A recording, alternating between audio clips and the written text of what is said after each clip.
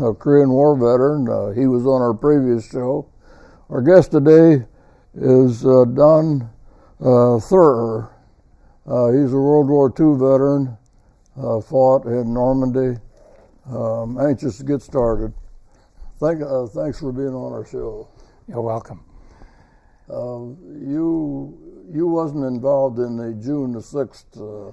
I was not in the June and 6th invasion. However, I was in England on the Salisbury Plains awaiting a line to go to Normandy. So we did finally get there on the 23rd of June. We arrived to a dry landing, as they call it. The landing ship forced its way up on the beach. It's an LST. It's a big ship. And unloaded all the people, and there were a lot of people and tanks on board. Yeah. And after everyone was off, then they had dropped anchor back, so they used the anchor to pull them off the sand back into the channel. So we drove off across the sand, the beach, up through a cut in the cliff, I guess, and onto a area like a farm area, where we marshaled all the people. And it was while we were on that land waiting assignment that I had my first encounter with a 155 millimeter cannon. And they make an awful lot of noise, and it kind of shakes you to the bones the first time, then you get used to it. So from there we moved on inland, and were there 3 or 4 weeks until the breakthrough at San Lo took place. So we were about 10 miles from San Lo, so I could stand there in the field and watch the planes going over by the thousands. It was an unbelievable sight. And when we finally went through San Lo, you made your road with a bulldozer. There was so much rubble. And the pictures you see, some are in the book that we have of San Lo. You can see how terrible the destruction was. We went on into Germany and saw a number of towns similar in Germany. But I want to make one comment, which maybe people won't like, my French relatives won't like. But going through San Lo, the people in San Lo were walking around the rubble. And you went through a similar town in Germany. They were there cleaning up the bricks and putting them in neat piles to rebuild. It was just kind of an attitude that impressed me at that time. Yeah. Anyway, we moved, of course, northern France to a few miles north of Paris, where we were required to wait while General de Gaulle made his famous march down the Champs-Élysées. And after that, we were allowed to enter Paris, and that's the first time I saw the Eiffel Tower. Mm-hmm. From Paris, we began to move northward through the villages of France, and our northward march ended up in Brussels. And from Brussels, we started a eastward march to Holland. You know, there's a little tip of Holland that extends down between France and Germany, or Belgium and Germany. Mm-hmm. And it was there at Maastricht that I saw the first V-1 bomb, which somebody had dug up out of the ground and had it on display. From there, we moved on south to a little village of Heerlen, Heerlen, Holland. We were in Heerlen, had been there about 6 weeks when the Battle of the Bulge began. Yeah. And being north of 1st Army headquarters, I was attached to 19th Corps, which was a part of the 1st Army. And being detached from them, we were assigned to Montgomery for a short period of time, till after the Battle of the Bulge was over. So we sat that out, and I remember our CO, somebody asked, well, what are we going to do? Are we going to move? Are we going to retreat? And the commanding general of the 19th Corps said, everyone has a gun and we're staying right here. So that answered that. So from that point then we moved across the Siegfried Line, which was a much taunted barrier which amounted to nothing when we got there. Yeah. You take away a few of those triangles and then you had to pass through. We went on to Aachen. Aachen was pretty well battered by the artillery and by the bombers. Mm-hmm. In Aachen, we made a little stop at a brewery, and we had our first German beer expropriated. And we also ended up in what the Germans called was a Nadelfabrik, was a needle factory, Nadelfabrik. And in that cold factory where we just abandoned use of tents and were living inside the building, and we were sleeping on our army cots, the folding army cots. And in a whole building, that's where I first learned that you put most of your blankets underneath you instead of on top of you. Yeah. Yeah. Mm-hmm. Yeah.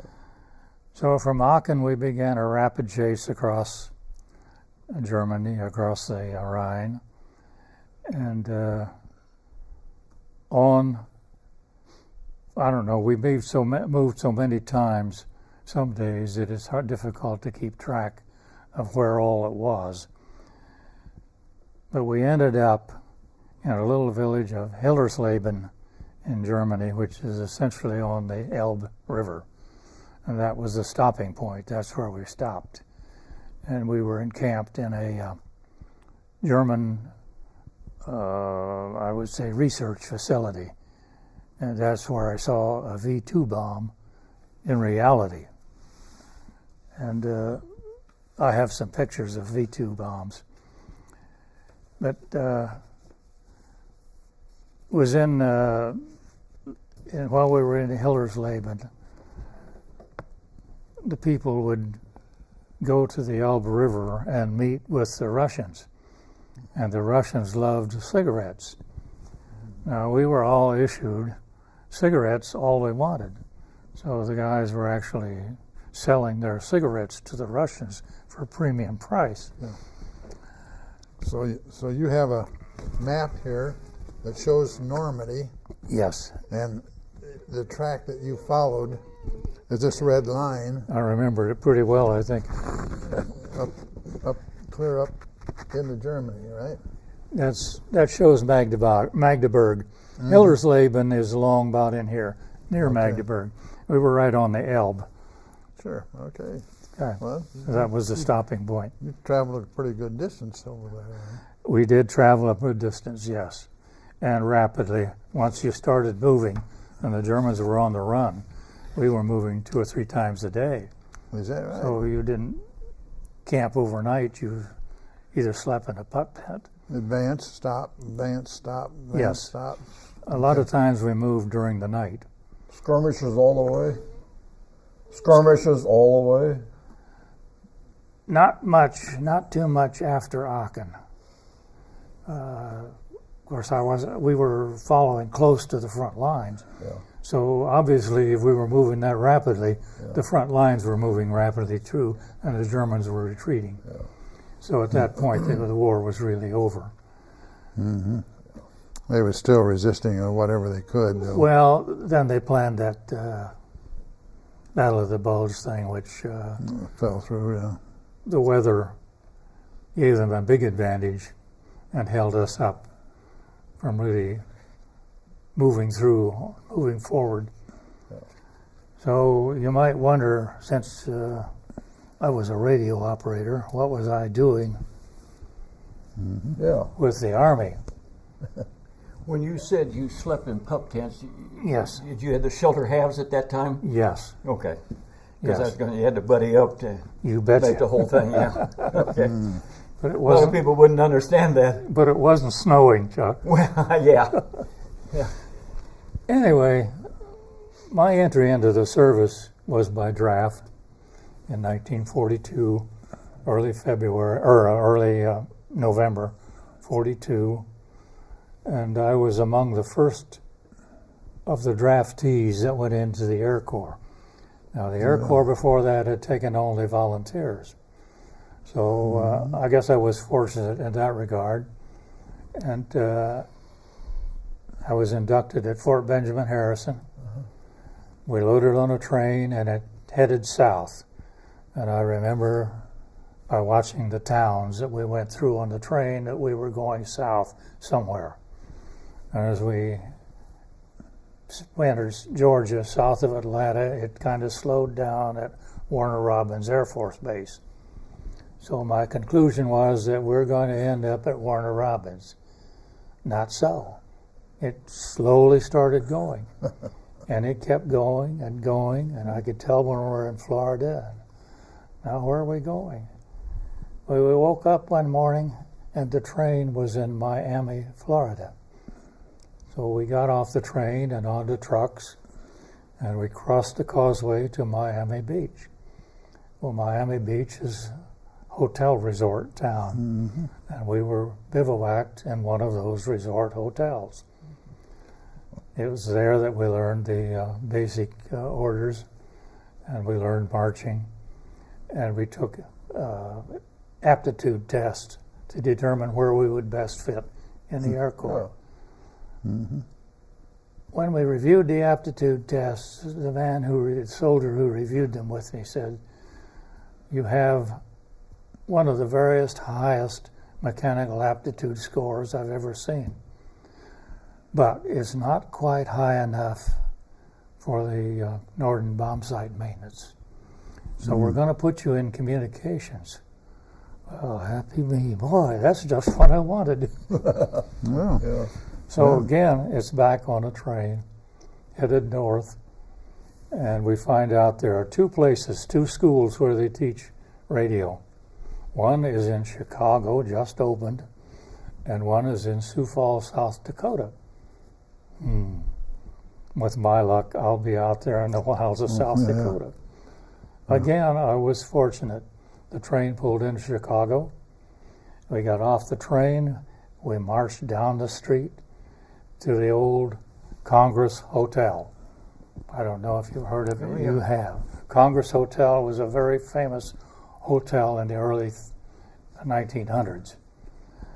And we were bivouacked in the hotel, in hotel rooms for about 2 or 3 weeks, and then we were moved to what was then the Conrad Hilton, now the Stevens Hotel, which was the largest hotel in the world. So I had a tough start in the Air Corps. Well. And after graduating from their radio school, I was sent to Truax Field, Wisconsin. And that was the first time I lived in a barracks.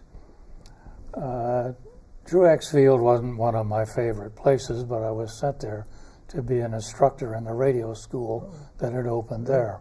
Yeah. So I wasn't too happy with the assignment, and I'm sure it showed. So along came a requirement for overseas replacement troops. So off we go to Jefferson Barracks in St. Louis. And Jefferson Barracks was an overseas training place. So that's where we received a lot of our overseas training, some firing range experience. And from that, I was sent off to Camp Kilmer, New Jersey. Well, Camp Kilmer was just a port of overseas base. That's where they got you ready to get on the ship. And that's where they invited you to jump in the pool to prove that you could swim in case something happened to the ship. Well, I couldn't swim, so they hooked me out of the water, but they didn't excuse me from the trip. So from there we boarded the Britannica, the British ship Britannica, and had a 3-week trip from New York to Liverpool, England. An uneventful trip as far as submarines were concerned, so I was very happy for that. It wasn't the most pleasant trip because GIs, the non-commissioned people, were bivouacked down on the E deck. And if you're familiar with ships, E deck is somewhere below the water line. Life jacket. Life jackets. Yep. We landed in Liverpool, England, shortly before Christmas, 1943. And from there, it was assignment to a final service assignment, the 40th Mobile Communications Squadron, which I have pictures of the people in my detachment. Now, the 40th Mobile Communications Squadron provided communication service to the 21st Weather Squadron, whose job it was to provide weather data, winds aloft and pressure aloft, for the artillery to plan their ballistic aiming of their artillery. Mm-hmm. So the weather people took the weather data, and we in the communications operator, they encrypted it also, and we in the weather operation barely transmitted it to all other detachments on the continent, as well as to the headquarters in England. So that's how I got into the 40th Mobile Communications Squadron. Like I say, I don't know exactly how many detachments. I'd think 40 or 50 that were assigned to other units of the Army. Sure. You might explain exactly what your weather group did with the information transmitted. It was used by the artillery, right? Well, the artillery, to aim their weapon properly with most accuracy, needs to know the wind direction at various altitudes. Right. Right. And they also need to know the barometric pressure at that altitude. Right. So that barometric pressure determines the time. All of it determines the time and distance to the target. So they don't have GPS then, and they don't have any. Right. But everything that would affect a shell in flight, Yes. humidity, everything Humidity, everything. else, is what you people supplied. The weather people lofted a balloon every day that had instruments on it, radio sound instruments that took wind direction and barometric pressure. And that information, and they encoded, and we transmitted to other detachments just like ours, as well as back to the weather headquarters in England. Mm-hmm. So from the weather standpoint, the American Army had the advantage in the weather moves from west to east. Right, So it's they at had your a better back. shot at what the weather was going to be where we were. So when it came to the Battle of Bulge and the weather situation, they knew more about it than the Germans did. Right. Yeah. So, Yeah, Artillery Fire Direction Center, they use all that information. absolutely, Yes, they did. And from that standpoint, we played an essential part in the Normandy effort and the German effort. I don't know. Do you have any other questions? Well, did the Air Force use any of your information for flyability purposes? Yes, indeed. Yeah, I would imagine they Yes, did. indeed. The Yeah. weather was real nasty on June the 6th. I think Eisenhower debated whether to go or not. It was delayed from June the 4th, I believe. The original plan was June the 4th. And it was delayed because of the weather. Weather was so iffy. But Yeah. with the weather forecasting and being in England, we knew what it was going to be in Normandy. Yeah. So that's the basis for his decision. And as many deaths and injuries as there was, wounded, it was very fortunate because Hitler screwed up. Yes. He didn't send his troops over there because he thought the landing was going to be somewhere else. Well, Right. that was partly promoted by the Patton people that had these dummy tanks. on up on the Dover cliffs. They blew them up like balloons, didn't They they? blew those balloon Tanks tanks and up. trucks. And, Yes. yeah, Yeah. So that's the reason most of his troops were in the north. yeah. And the other reason was that, trying to think the German commander, Rommel. Rommel was home in southern Germany on vacation. Yeah, So those two things worked together to help us. yeah, I'm sure it saved a lot more lives. yeah, Sure did. Yes. yeah. And you was on, that was Omaha. I was on Omaha Omaha Beach. Beach. I entered on Omaha Beach. Yeah. I was not there. Yeah. But the British and the also took a beating on the northern Yeah, beaches, yeah, and particularly the airborne troops that landed inland in Normandy. Yeah, that was sort of like a mistake, wasn't it? That was almost like a mistake. Yes. I hear those fields was flooded by the Germans and so forth, and I don't recall that part of the story, but I do know that yeah, it was. they were under terrible enemy conditions. fire. Yeah. I Yeah, know. The planes was towing them, lots of them were shot down because they had to fly I think so. kind of low and slow. No At the- ornament on them. At the early stages of my tour in England, I was stationed north of Nottingham at an air base where they were training the pilots. Paratroopers and pilots. Okay. Yes. So I did ride one day in the towing aircraft, just as for fun, something to do. Mm-hmm. So the beaches were well fortified. I guess most of them was probably routed out of there by the time you got there. most of those defenses were at least moved away so as you had pathway through them. Yeah, Yeah. Yeah, to take them up and move them away would have been a big task. Yeah. So they just moved them aside. yeah.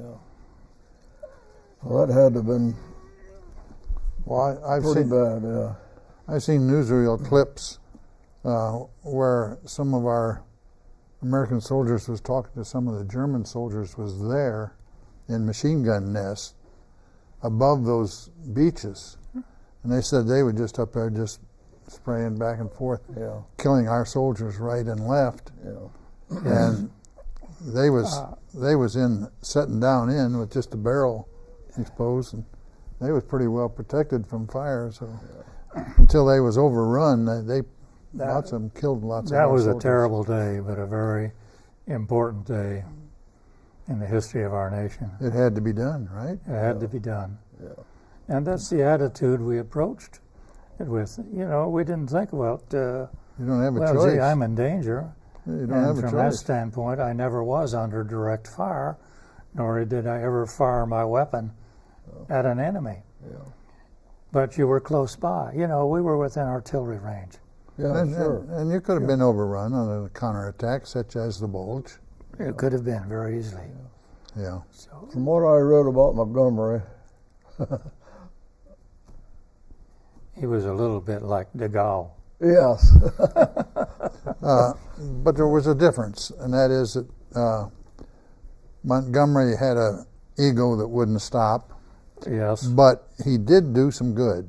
He Yes. he did get in the. but they Some- had to some really fight. pry him loose, I guess, to yeah. get him going.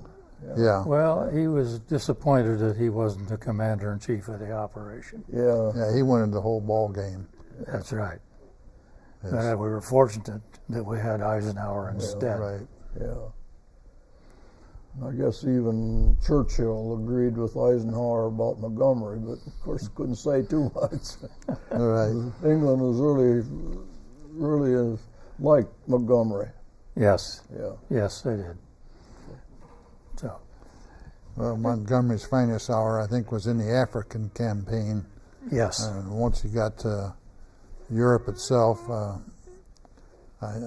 don't think he was much of a. I think he wasn't that much of a leader.